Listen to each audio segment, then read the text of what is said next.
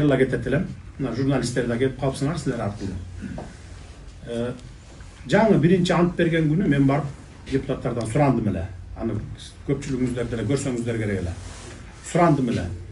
Bir elder çıkıp bir 100 kişi, 200 kişi çıkıp öyle bir meseleni götürüp öyle kıyıkırıp kalsa öyle çurkap geliyor öyle mikrofonda eleye kalıp durup hep de oşol temаны aytıp anan elge jakşı görünüp kalış gerek da.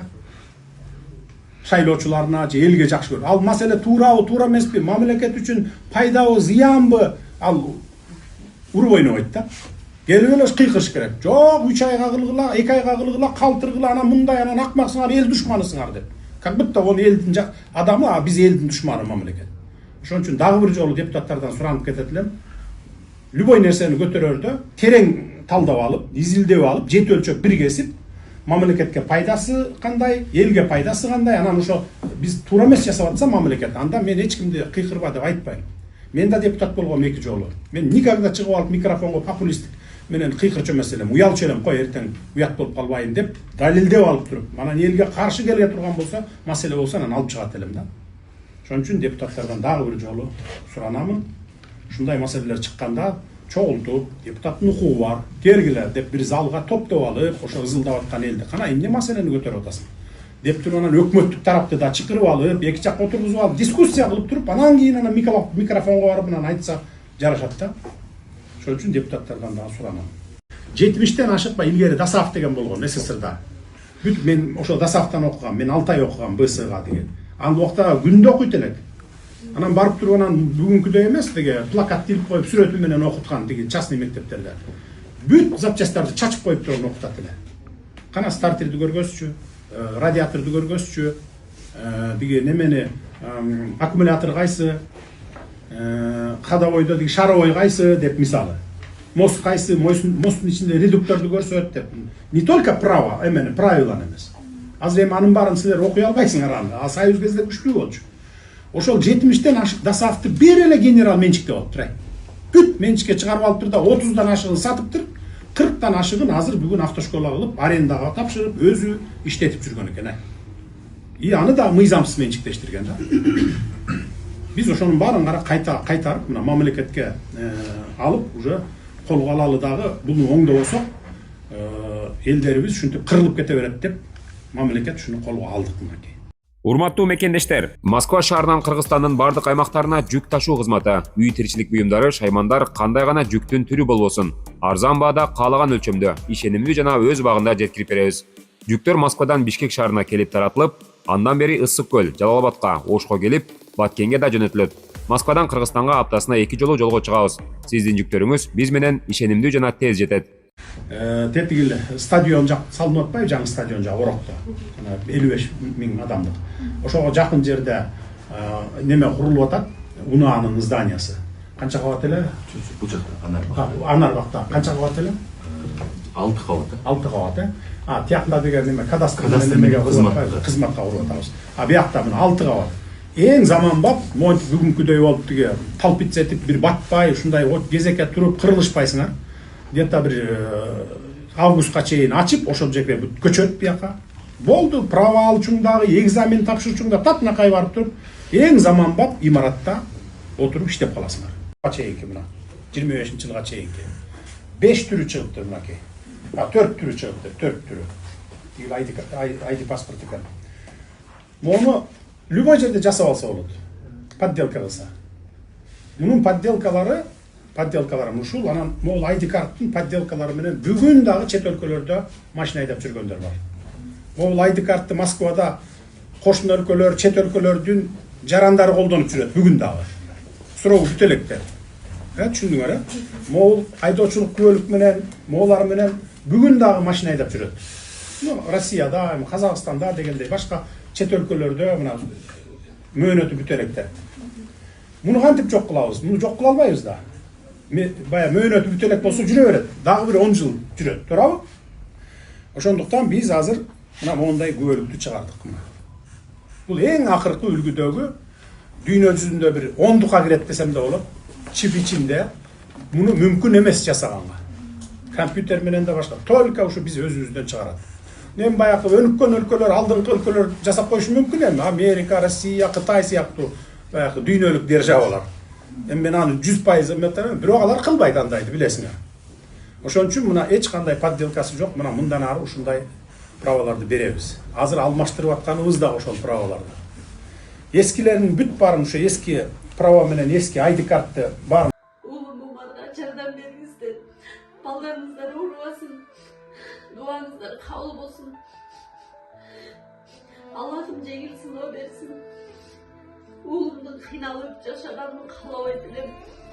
Менин балам дагы балдардын катарында ойногонду каалайт элем. Алладан сурап, эч үмүтүм үзүлбөйт. Балам басып кетет деп ишенемин. Умар катуу оору менен күрөшүп жаткан кичинекей жигит.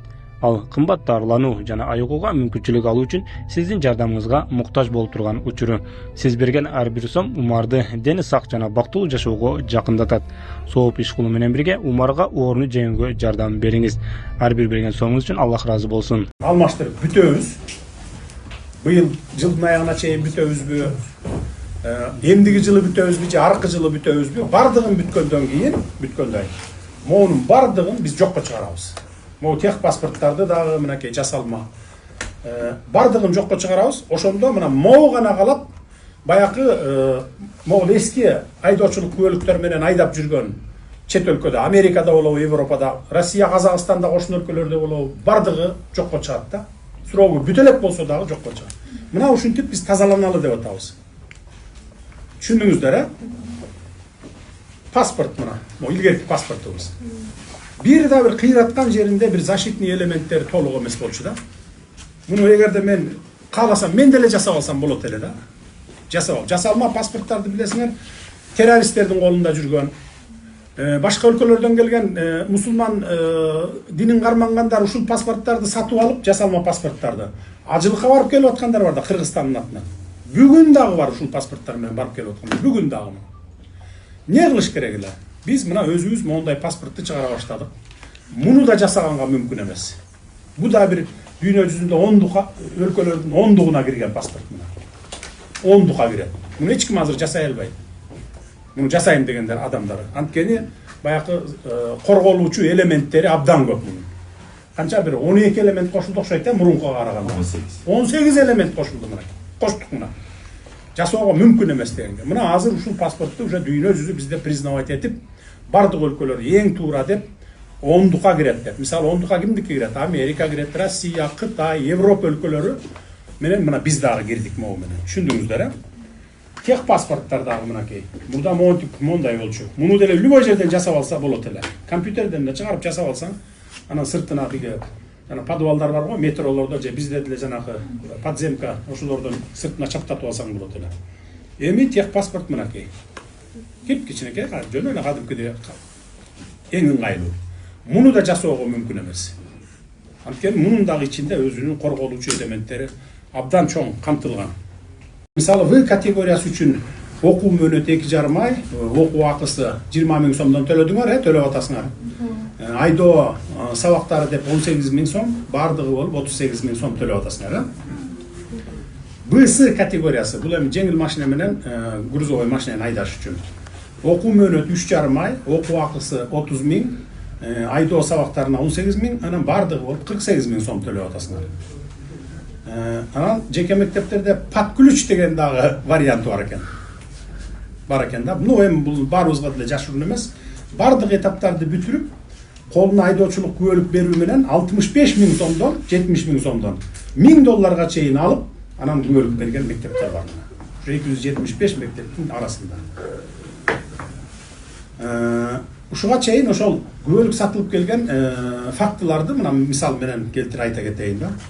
Мисалы мына 2015-жылдан бери эле алсак, жеке мектептерден окуп, экзамен өткөндөрдүн почти 100% болгон экзаменден өтүп кеткендер. 2015-жыл, 19-жылга чейин да, почти 100%, 90-95% да, тагыраак айтсам. Бир 5-10% эле өтпөй калып жүргөн, анткени алар акча берчү эмес. Бере алчу эмес, же болбосо бергиси келчү эмес дегендей да, Мына мен силерге цифраларды келтирейин. Ал эми 2021-жылы болсо, биз системаны колго алып, 5-6 жетекчи алмаштырдым деп атпайм да, бирөө камалып да кетти, барыңар. Коррупция менен күрөшө баштаганыбыздан баштап, мына бул көрсөткүч дароо түшкөн да. Мисалы мына экзаменден өткөндөрдүн саны 28% жетип калган. А өтпөгөндөр 72% өткөн эмес пайызы. Эгер 500 000 жаран теориялык экзаменге кирген болсо, азыркы бүгүнкүдөй өткөн адамдар 139 000 гана адам өткөн, өтпөгөндөр 361 000 адам болгон. Эми бул 21-жылдары дагы мурдакы жылдарга караганда коррупция токтой элек болчу, жаңыдан күрөшө баштаган кез болчу, ошол үчүн 139 000 киши экзаменден өтүп кеткен. Арасында обязательно баягы албетте күбөлүктү сатып алгандар да болгон, өткөндөрдүн арасында албетте буга эми адам фактору аралашып акча берип анан өтүшкөн.